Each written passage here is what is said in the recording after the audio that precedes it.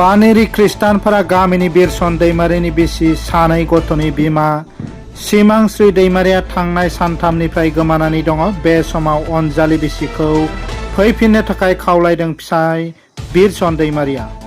लोगोसे मख'नो गोनांदि सोरबाफोर बहाबा नुस'नोब्ला गाहायाव होनाय 9707028720 जानबुं नम्बराव खिन्थाहरनो थाखाय खावलायहरदों फिसाय बिरसन दैमारिया। पानेरि खृष्टानफोरा गामिनि बिरसन दैमारिनि बिसि सानै गथ'नि बिमा सिमांस्रि दैमारिया थांनाय सानथामनिफ्राय गोमानानै दङ।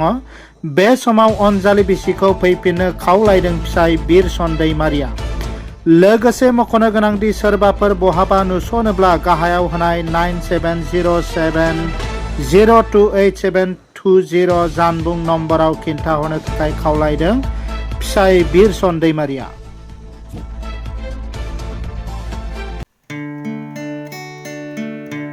अदालगुरि हालामनि रायजो राजाफोरनि थाखाय गोजोनथाव खौरां। अदालगुरि नोगोरनि गलमा सकआव गोदानै केगवायारि अट'मबाइल्स बेखेवदों। गलमा सकनि ब्रह्म पेट्रल पाम्पनि साखाथियाव सुजुकी, हुन्डाई, मारुति कारफोरनि रिपेयारिं, वाशिं, नांगौ रोखोमनि खालार होनाय जायो।